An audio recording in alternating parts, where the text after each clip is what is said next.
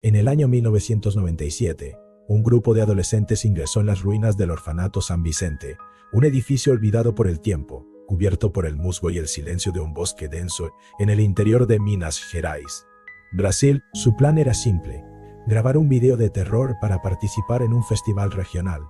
Lo que no sabían es que solo uno de ellos saldría vivo, y ese único sobreviviente nunca volvió a hablar. Una semana después de su huida, se lanzó desde el puente más alto del municipio.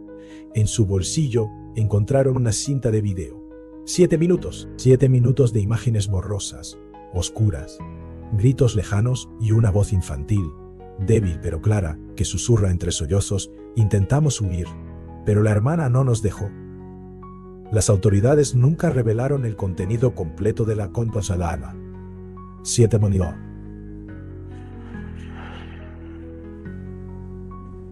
Grabación. El caso fue cerrado como una tragedia juvenil y el orfanato fue nuevamente sellado con placas de concreto. Pero en los pueblos cercanos, la historia creció como una sombra, con susurros de maldiciones, desapariciones y ritos prohibidos.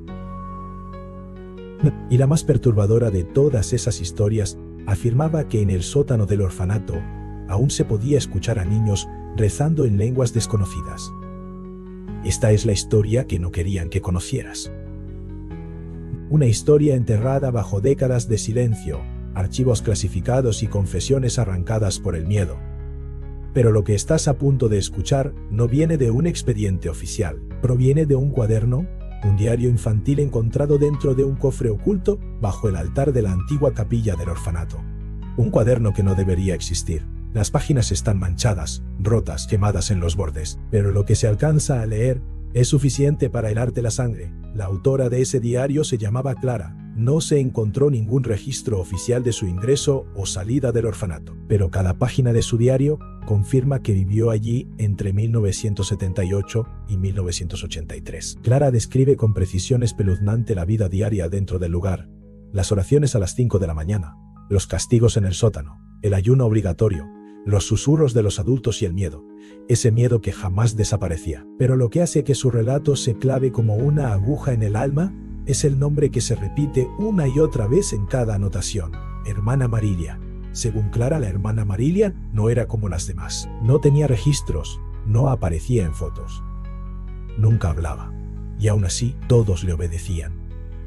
Tenía los ojos grandes, oscuros, que nunca parpadeaban. Los niños decían que si la mirabas por mucho tiempo, podías escuchar su voz dentro de tu cabeza, aunque ella nunca moviera los labios. Nadie sabía de dónde venía, ni cuánto tiempo llevaba allí. Solo sabían que ella estaba a cargo del corredor negro, un ala del orfanato cerrada con candados oxidados, donde solo entraban los que necesitaban ser corregidos. Clara comenzó a sospechar que algo no estaba bien cuando su mejor amigo, Davi, fue llevado a ese corredor y no regresó durante 2 días. Al volver, Davi no era el mismo. Había perdido peso, su voz temblaba y pasaba horas mirando un punto fijo en la pared. Cuando Clara le preguntó qué había pasado, él solo dijo una frase: ella me mostró su cara. Esa noche, Clara no pudo dormir. Algo le decía que el rostro de la hermana Marilia no era humano, o al menos no completamente. Fue entonces cuando Clara comenzó a escribir su diario en secreto, escondiéndose dentro del armario viejo de la biblioteca, usando un lápiz mordido y hojas arrancadas de libros prohibidos. En sus primeras entradas, Clara describe cómo escuchaba pasos descalzos en el corredor a las 3:33 de la madrugada. Siempre la misma hora, siempre el mismo sonido, y cada vez que esos pasos se detenían frente a una puerta, al día siguiente, un niño desaparecía. Los adultos decían que habían sido adoptados, pero los demás sabían la verdad. No había coches. No había coches, y sus cosas seguían allí, intactas, sus camas hechas, sus juguetes olvidados, como si simplemente se hubieran esfumado. Una noche, Clara se armó de valor y siguió los pasos. Descubrió que los sonidos no venían del corredor, sino de debajo del suelo. Golpes suaves, como si alguien rascara desde abajo, como si algo quisiera salir. Convenció a Davy para explorar. Juntos encontraron un alzaprima escondido detrás de la cocina, cubierto por un mueble lleno de ollas oxidadas. Bajo ese acceso, una escalera de piedra descendía hacia lo desconocido. El aire era espeso, húmedo, con olor a humedad, moho y algo más, algo rancio, como carne vieja. Las paredes del túnel estaban cubiertas de arañazos, dibujos infantiles y símbolos extraños. Y al fondo, una puerta con 3 cerraduras, una de ellas rota.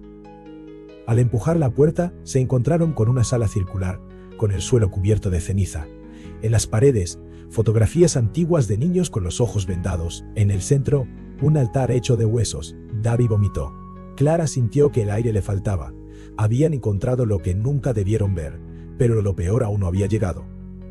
En una esquina, bajo una manta, encontraron una caja metálica. Dentro, cintas de casete con grabaciones en latín, oraciones mezcladas con gritos, sollozos, llantos de niños suplicando, voces femeninas cantando. Clara se aferró al diario con fuerza. Algo dentro de ella le decía que esa historia no era nueva, que todo aquello ya había ocurrido antes, muchas veces, y que ella había sido parte de eso. En los días siguientes, Clara comenzó a tener sueños en los que caminaba por el orfanato, pero no era ella, era otra niña. Su ropa era distinta, su voz no era la suya, y siempre terminaba en la capilla, frente a la hermana Marilia, que la miraba fijamente y le decía: «Tú ya eras mía antes de nacer». Clara comenzó a dudar de su propia memoria. ¿Y si no era la primera vez que vivía eso? ¿Y si algo la había traído de vuelta a ese lugar una y otra vez? El diario comenzó a llenarse de preguntas, dibujos confusos, símbolos repetidos. Clara empezó a escribir al revés, como si alguien más guiara su mano. Y un día, escribió algo que no recordaba haber escrito. La puerta se abrirá el 6 de junio, cuando el reloj marque 3:33. El 6 de junio llegó. Clara se despertó esa madrugada, sudando, con la sensación de haber escuchado su nombre. Miró el reloj. 3:32. Un segundo después, 3 golpes en la puerta. No eran pasos, eran golpes secos. Como si alguien, o algo la llamara, se escondió debajo de la cama. El reloj avanzó. 3:33. Silencio. Después, un susurro, justo al lado de su oído: «Ven conmigo». Fue lo último que escribió esa noche. Las siguientes páginas están rasgadas, cubiertas de manchas marrones, pero en una hoja suelta, escondida entre el lomo del cuaderno, se lee un último mensaje.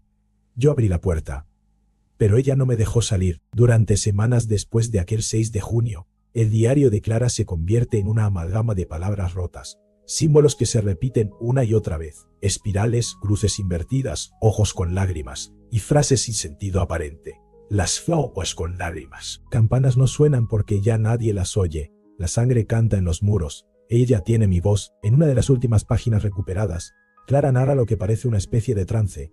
Una noche en la que se levantó sin querer, sin pensarlo, como si alguien guiara sus piernas. Caminó descalza por los pasillos helados del orfanato, sin sentir el suelo bajo sus pies. Bajó al sótano, y allí en la oscuridad total la vio.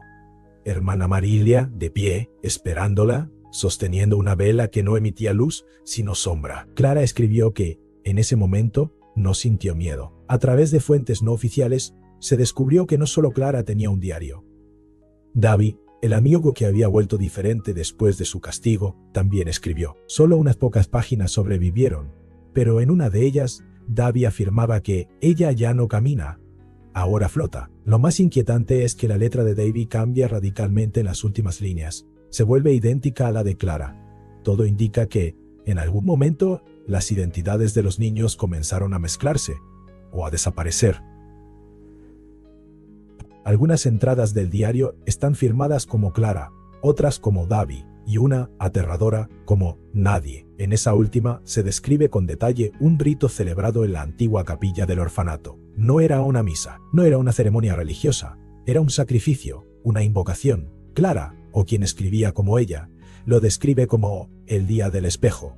En esa ceremonia, los niños eran llevados frente a un espejo cubierto con un manto blanco. Uno por uno se les obligaba a mirar, y según el diario, no todos veían su reflejo.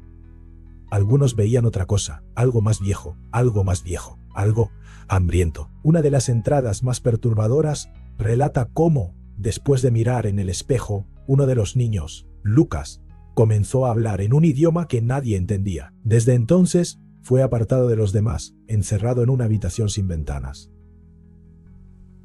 A los pocos días, la habitación amaneció vacía, solo quedaba un rastro de ceniza en el suelo y una palabra escrita con tiza en la pared. Repetido, esa palabra aparece varias veces en el diario, después de eso, siempre asociada a las desapariciones. Los años pasaron. En 1983, según registros oficiales, el orfanato fue cerrado por falta de fondos, pero según testigos del pueblo, esa fue solo una excusa. Lo que realmente sucedió fue una noche sin luna, en la que se escucharon gritos durante horas provenientes del edificio. Al amanecer, el humo salía por las grietas de las paredes, y una figura fue vista saliendo del lugar, envuelta en un manto negro, caminando hacia el bosque. Dicen que su rostro no tenía rasgos, solo piel lisa, tensa, y que a medida que se alejaba, se escuchaba un canto, un rezo, en la misma lengua que Lucas había balbuceado años antes. Cuando las autoridades entraron al orfanato días después, encontraron las paredes cubiertas con escrituras extrañas. Las camas estaban todas vacías, la capilla calcinada, y en el centro, un círculo de ceniza, con marcas de manos pequeñas que parecían haber sido arrastradas.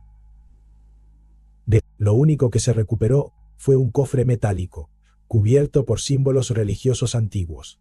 Dentro, el diario de Clara. Junto a él, una cinta de video marcada con la fecha 6/6/83. Esa cinta fue clasificada inmediatamente. Nadie fuera de las fuerzas de seguridad ha podido verla completa, pero un fragmento fue filtrado a un técnico de sonido que la digitalizaba. Dijo que, entre los estáticos y los gritos, se escucha una melodía, un canto que parece infantil, pero que, al ser reproducido al revés, se convierte en una súplica desgarradora, como si alguien aún siguiera pidiendo ayuda. Décadas después, en 2003, un grupo de exploradores urbanos logró infiltrarse en las ruinas del orfanato. Llevaban cámaras, linternas, grabadoras. Solo uno de ellos volvió con material útil. Los demás desaparecieron. El que regresó no quiso hablar, pero las imágenes que compartió muestran algo imposible. En la capilla, aún en ruinas, alguien o algo había pintado nuevos murales, rostros de niños, decenas, todos sin ojos, salvo una niña de cabello oscuro, sonriente, con una cicatriz en el cuello, y al pie de esa pintura, una frase: "Yo abrí la puerta. Ahora, tú también puedes". Hay una última coincidencia que no puede ignorarse. En 2019, una investigadora de fenómenos paranormales llamada Mariana L. viajó hasta el lugar. Su intención era grabar un documental. Llevaba consigo una copia del diario de Clara. Nunca regresó. Su coche fue hallado a pocos kilómetros, con el motor aún caliente. Dentro, una grabadora encendida. La grabación dura exactamente 3 minutos y 33 segundos. Comienza con su voz diciendo: "Estoy dentro del orfanato. Hay un olor extraño, como a humedad, pero también a sangre. Luego, pasos, silencio. Y finalmente, una voz infantil, muy suave, que susurra: Hola, Mariana. Mariana, tú también tienes mi voz".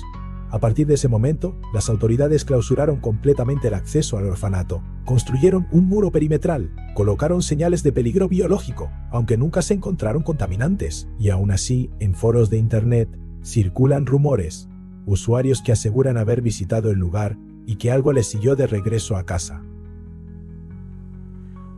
Uno de ellos escribió en Reddit: "Desde que fui, no puedo mirarme al espejo, porque a veces mi reflejo no me sigue". El cuaderno de Clara fue considerado, durante años, una pieza de folclore urbano. Algunos lo llamaron invención, otros lo vincularon con delirios colectivos, pero en 2021, un descubrimiento cambió todo. Un sacerdote retirado, el padre Silas, que había sido parte de la diócesis local durante los años en que el orfanato aún funcionaba, confesó antes de morir que las Hermanas de la Caridad del Silencio Perpetuo no eran parte de ninguna orden reconocida. De hecho, sus registros eran falsos. Las identidades de muchas de ellas eran imposibles de rastrear, pero lo más perturbador de su testimonio fue esto: no eran monjas, no al principio, eran parteras. mujeres marcadas por la muerte. Y ese lugar no criaba niños, criaba puertas. Según su relato, el orfanato era solo uno de varios puntos de un patrón más amplio. En distintas partes del mundo, Brasil, Rumanía, Japón, México, habían existido estructuras similares, instituciones religiosas, orfanatos, hospitales psiquiátricos, todos con historias de niños desaparecidos, rituales nocturnos y figuras encapuchadas que nadie podía identificar. El padre Silas lo llamó el Círculo de la Voz, una red de cultos que creían que algunos niños, nacidos bajo circunstancias especiales, huérfanos, abandonados, nacidos durante eclipses o a las 3:33, eran portales vivos entre este mundo. Fue entonces cuando investigadores comenzaron a revisar otros casos olvidados. En un orfanato de Veracruz, México, se encontró una capilla subterránea con dibujos casi idénticos a los hallados en San Vicente. En un hospital abandonado en Rumanía, cintas de audio contenían voces que hablaban en portugués, pese a que el hospital cerró décadas antes. Y lo más escalofriante, en cada uno de estos lugares se halló una frase escrita, a veces con sangre, a veces tallada en madera. Ella ya no está aquí, pero su voz aún escucha. En la última parte del diario de Clara hay un cambio evidente. Ya no escribe como una niña. Las palabras son más complejas, los pensamientos más profundos. Como si alguien o algo hablara a través de ella. Una entrada en particular, fechada el 13 de julio de 1983, parece haber sido escrita en estado de trance. Dice: la capilla respira, la piedra está viva, las oraciones no suben, bajan. Davi ya no es Davi, y ahora canta en lenguas que queman la garganta. Esa misma noche, según documentos extraoficiales, fue la última vez que se vio a Clara con vida. El incendio que destruyó el orfanato comenzó a las 3:33 de la madrugada. Un único sobreviviente fue encontrado por los bomberos, un niño de unos 8 años, mudo, con la palabra Clara escrita con ceniza en su frente. Nunca se logró identificarlo. Fue ingresado en un hospital psiquiátrico y a las pocas semanas desapareció.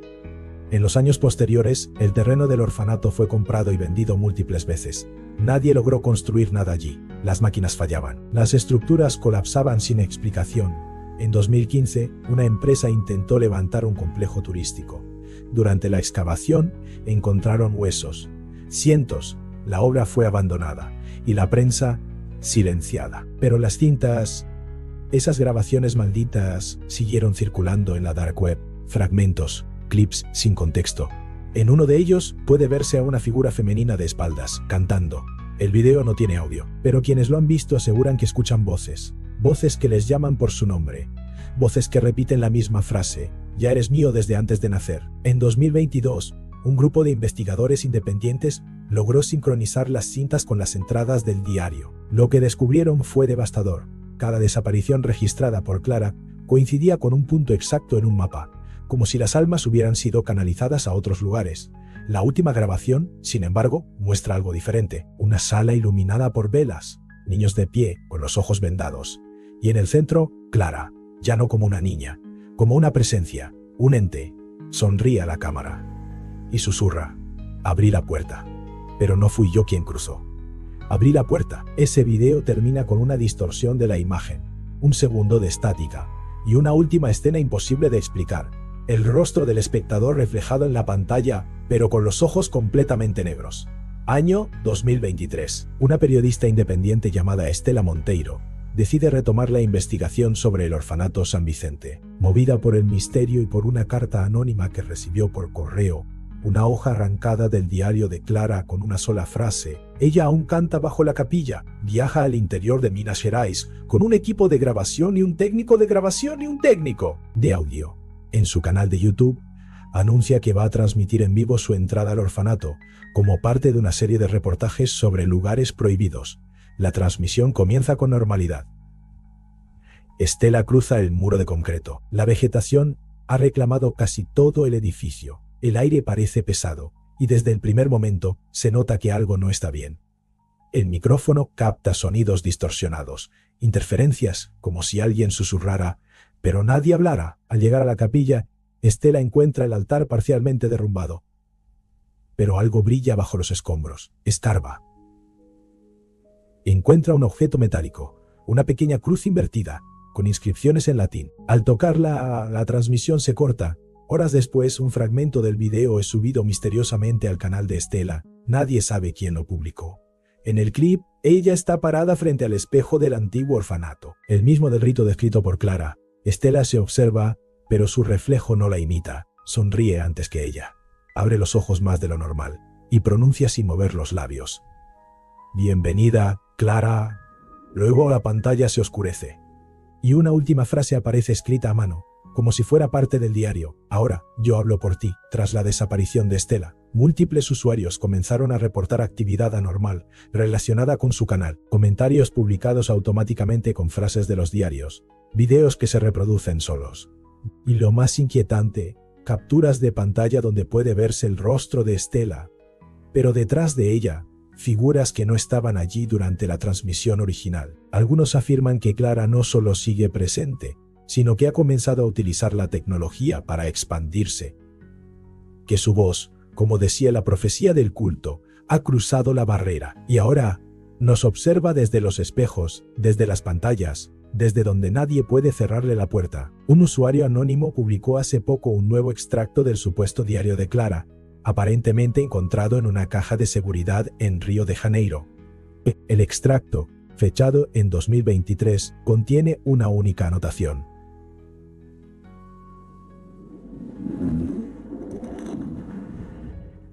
«Si estás leyendo esto, es porque me escuchaste. No temas, el miedo solo la fortalece. Guarda silencio, cierra los ojos, recuerda tu primer sueño. Si en él había una niña con una cruz en la frente, entonces ya no eres tú». La historia del orfanato San Vicente no termina aquí. De hecho, nunca terminó. Solo se transformó. Las grabaciones existen. Las voces existen. Las voces existen. Y si llegaste hasta el final de este relato, ya no estás a salvo. Porque según los antiguos escritos del culto, aquellos que conocen la historia llevan dentro de sí la semilla del eco, y tarde o temprano también serán llamados. No físicamente, no con cadenas, sino con recuerdos, con imágenes, con canciones que nunca escuchaste. Pero sabes tararear, ¿y tú? ¿Realmente crees que todo esto es solo una historia? ¿Estás absolutamente seguro de que estás solo ahora? Si llegaste hasta aquí, comenta: «Yo también escuché su voz». Y si alguna vez soñaste con un lugar que nunca visitaste, con niños que te observaban desde la oscuridad, o con una capilla abandonada, tal vez ya hayas estado allí. Suscríbete si quieres más historias que tal vez nunca debieron contarse. Pero recuerda, algunas puertas no necesitan llaves, solo tu atención.